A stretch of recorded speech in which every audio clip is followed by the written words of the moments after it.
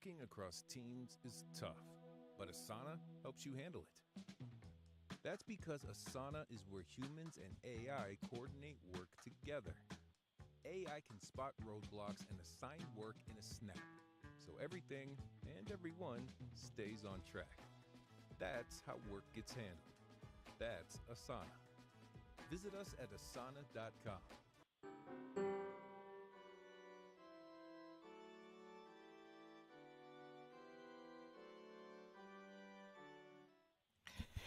Hey everybody, this is the Calumet Painting and Restoration Podcast. We are recording it in the winter of going into 2025-26, which is a big time for Calumet Painting and Restoration. Rick Suarez, he pays for this time. You know, you turned me down. Why, I don't know, because he's over here messing with you. You turned me down.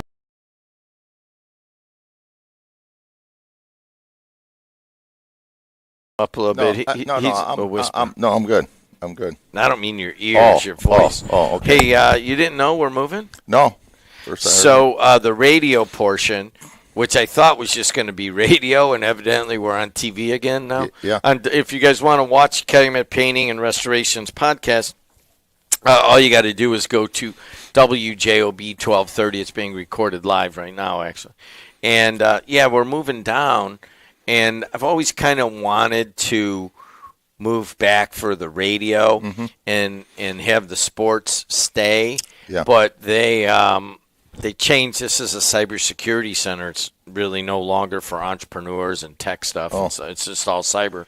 And so we're moving back there. I don't know where the sports network is ultimately going to. When you say back there, what's right? It's right there, and the tower is 7 blocks away. You can turn around. It's actually sometimes if it's at nighttime, you can see, like if we're early in the morning and it's still dark, you can see the blinking of the tower behind where you're sitting right now. Yeah. You can't see it right now, but we've always kind of wanted to do that, and part of it is like, you know, we're doing this show right now, and we have to, I had to kick Verley out real quick and then bring you in real quick. Yeah. So when we build this, and I don't even know if Adriana knows this, but Matt Kaufman, who's down there, right now actually, we're going to have an old-time studio where I want to be, and it has old-time sound protection, and we'd have a little bit better sound on the radio and that. And it's just an old-time feel because the studio's like 65 years old. But we're building a separate one where, like, if you're doing a show, you would go set up out there, and then we would just throw it to that studio, so we don't have to switch all the equipment out. Does that make sense to you? Mm-hmm. And it's like any project. Yeah. We have stages. And, you know, we're trying to do it like you do when you go into a place. All right, this is what we're going to do first. Yeah. This is what we're going to do second. Yeah. But a guy named Matt Kaufman, who is a student at Purdue Northwest, has found an amazing, he's just really into it and really adept at breaking things down and then kind of like building things up. Yeah. And I told him, I go, you got a future in this, and almost like creating internet studios in like a warehouse or something like that. And I'm sure there's a niche for that, like everything else. Like anything else, right? Yeah. Yeah, so actually if you're going that way, you're going to be closer to Calumet Painting and Restoration because we're at 6733 Columbia. Yeah, so I can get to your place a little bit quicker. Last minute. It will be, and then you would just go out and sit and wait for me to come out of the other studio and we would do it. Does that make sense to you? Do you like that plan or not? That's as long as we have good lighting and all the equipment's in there. That's all that we can ask for. We are buying another set of these robotic cameras. Oh, okay, then as long as we have enough space. When we first bought them, they were 5 times more expensive. We're going to buy a used set of HD robotic cameras. HD's fine for us, but everybody wants 4K right now. But right now we're talking about Calumet Painting and Restoration as the topic du jour. Rick Suarez has been doing it how long now? About 35 years. I got to think about that. Yes, 35 years. Yeah. So tell people what you do. Well, we do a lot of different things now, but originally we started as I wouldn't say just house painters, but house painters. Actually, we started our business painting old aluminum siding on a lot of houses in North Hammond, and then just it kind of evolved from there. And then now we have a designer on staff. We can do full kitchen remodels, full bathroom remodels. We do all the interior and exterior painting, plaster work. We can do all the carpentry on the outside of a home, prepare the home for any repainting work that may be coming up. We do a lot of condominium work for condo associations. So if anybody's out there that owns a condo, our designer's real good at. She's actually an expert at lighting, a different kind of lighting and flooring, and so a lot of times common areas, common spaces in those areas, or if you have an office building that needs a spruce up, give us a call, 219-844-7501. So there it is. There's the summary. But right now, if you're listening to this podcast at a different time, this is the middle of winter. It is going to be below zero this weekend.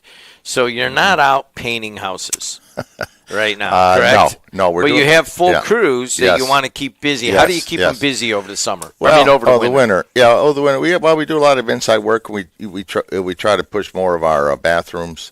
We give discounts for any interior repainting work. I know it's kind of a dicey time, I guess would be the word, with the holidays and all that, to try to get in and get somebody's house done on the inside. So it's a little bit slower for the residential work, but one-day baths and those bath remodels and stuff is really what we kind of concentrate on. We can also repaint kitchens and stuff. So if you got people coming in, we can probably still get you in before the holidays. My scheduler is going to kill me when I get back to the office, but we'll figure it out.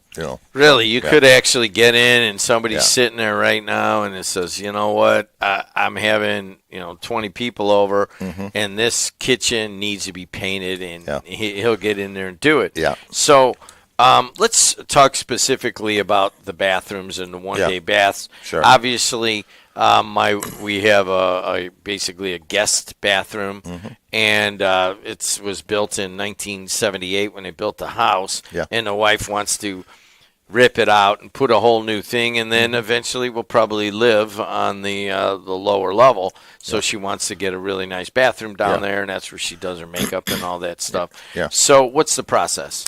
Well, the process is really we go in and we call it a needs assessment. We go in and figure out what you really want and what you need to have done.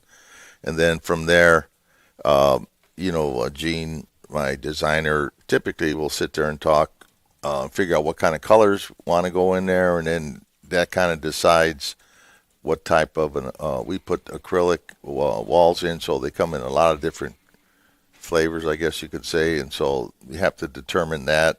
And so we get kind of a feel of all the fixtures that are going to go in there. If it's just going to be a remodel of the wet area, which is the shower area, if they're going to, most people take the tubs out nowadays, so it's usually removal of the tub, and then, what size fits in there. So we do all the, mechanical things there that got to happen. But then in the end, basically, usually it's, I'll be honest with you, it's usually the housewife that picks the colors. So we just figure out what they want, and then we just take it from there. We kind of piece it, put it together, and then present it to the homeowner, and then, we come into some kind of agreement, and then we'll, usually, they can be done in one day, but if you're taking out a bathtub and stuff, usually we always tell people allow these 2 days for it to happen. We're talking to Rick Suarez. You got any questions about remodeling, restoration, painting, that kind of stuff?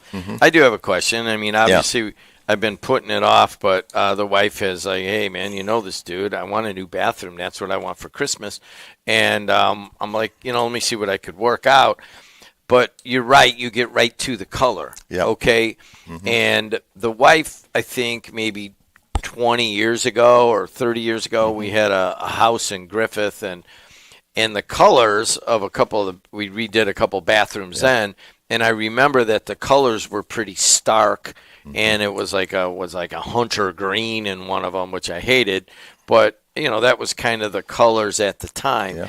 Yeah. What are the colors that are hot now in bathroom design? That's a good one. I got it right here. I got AI, so I know the answer. I don't usually ask questions, but I don't know the answer. So if you want me to answer it, I will. Yeah, go ahead and answer it. Yeah, but I already knew this because my wife told me it.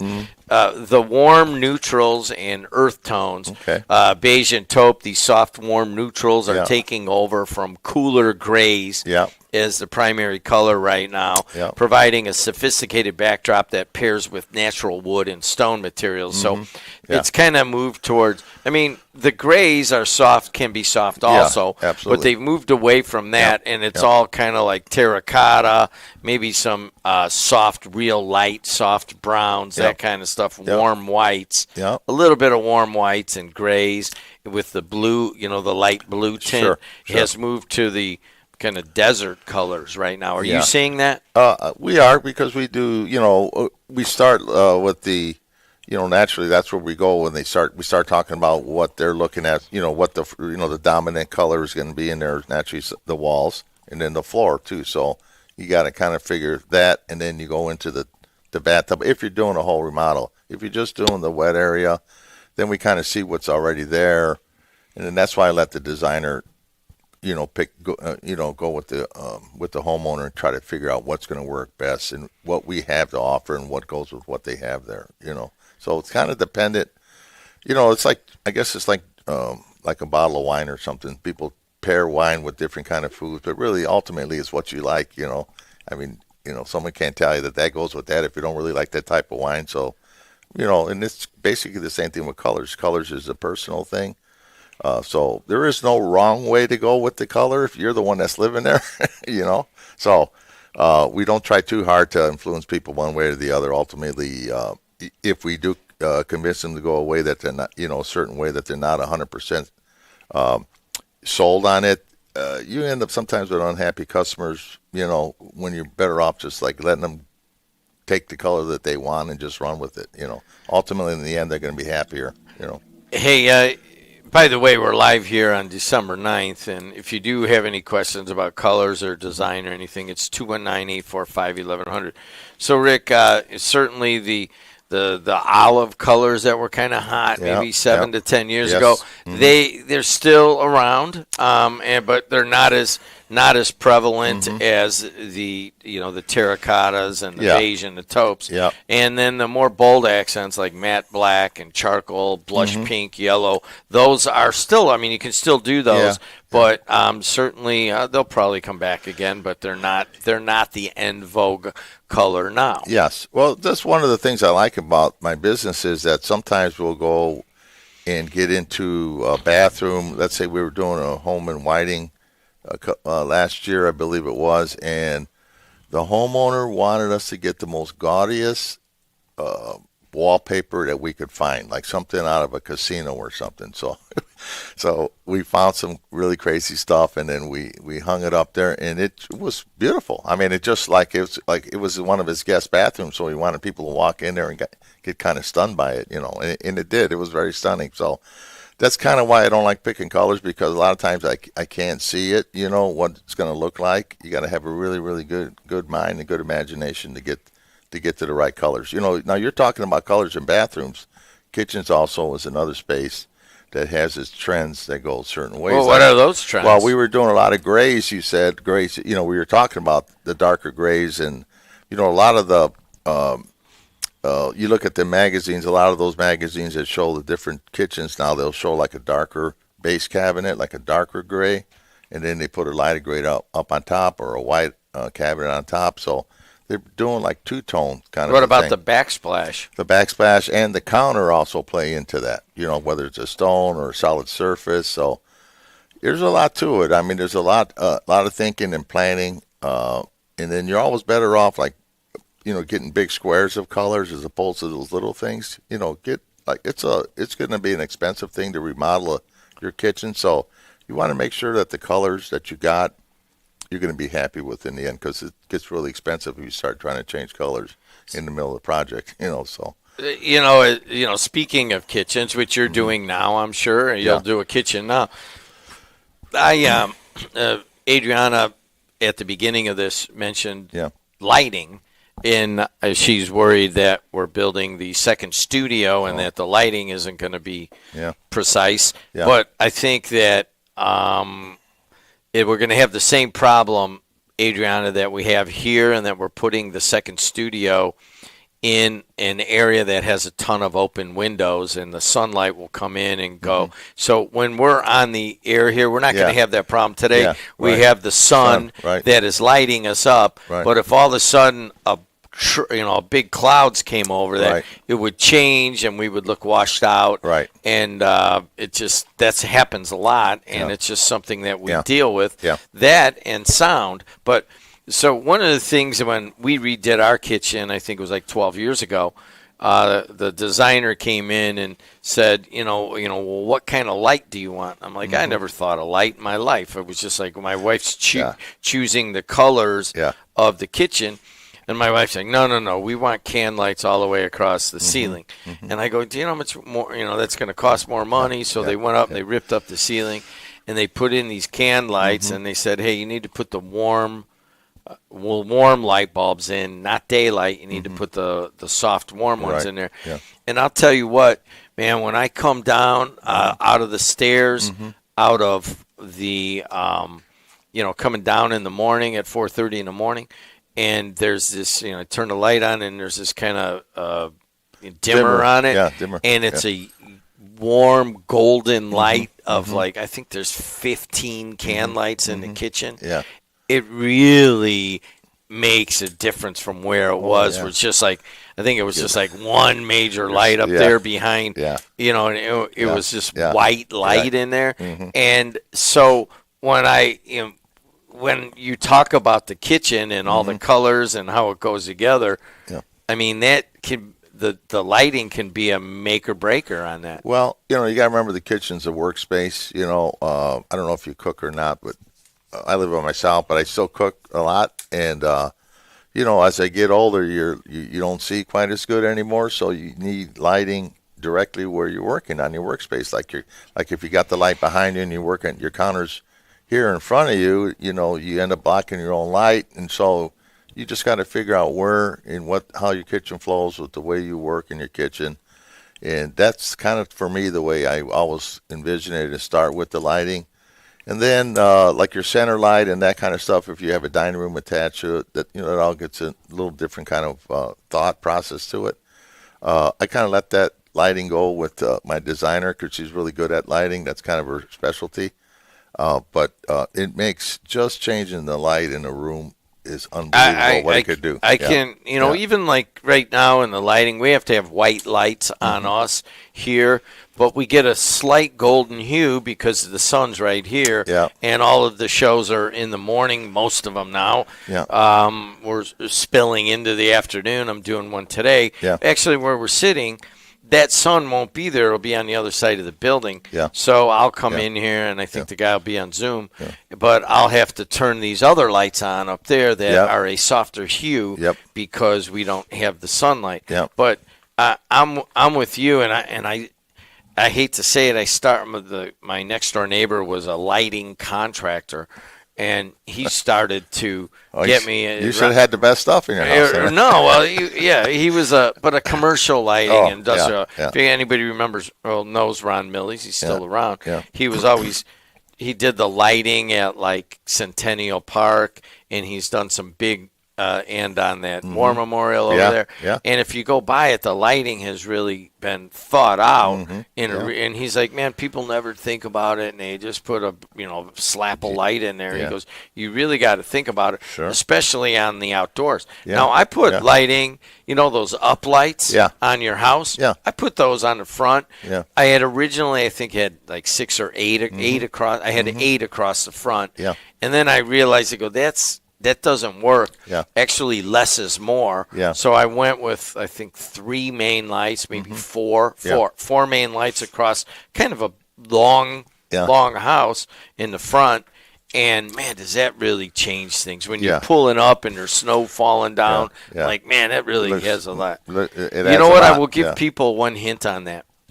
That you can use the if you're putting in your outdoor lights, and I know this isn't in your guys' purview, but you can buy the timer that you put on your phone and you do all that. Yeah. That's okay, but they have those old-time timers where you just put it onto the thing you plug in into the electrical outlet, and then you just push it, and it'll just do, and those work a lot better, and then they don't get affected by mechanical. Just turns it's just a mechanical turn, and I use those, and you got to go adjust it. Like right now, my lights aren't coming on till like 6:30, and I'm like, I got to get out there and change that. But you have to change it maybe twice a year.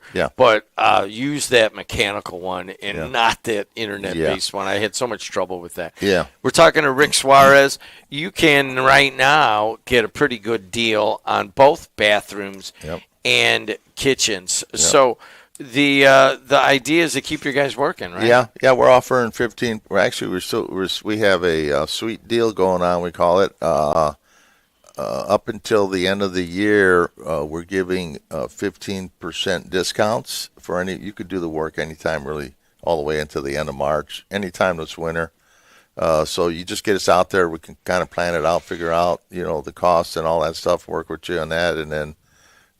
We can get in there maybe right after the holidays or before, or whatever. Some people don't necessarily celebrate the holidays, I guess, but it starts with the budget, right? You got to figure out how much it's going to cost you. The estimates are free. Give you some good ideas how to proceed, and then get us out there, save yourself some money. We have another discount for the baths. If you do a bathroom right now, we'll give you $1,200 discount on it, and that is also good till if you can get us out there before the end of this year. So there it is, Calumet Painting and Restoration.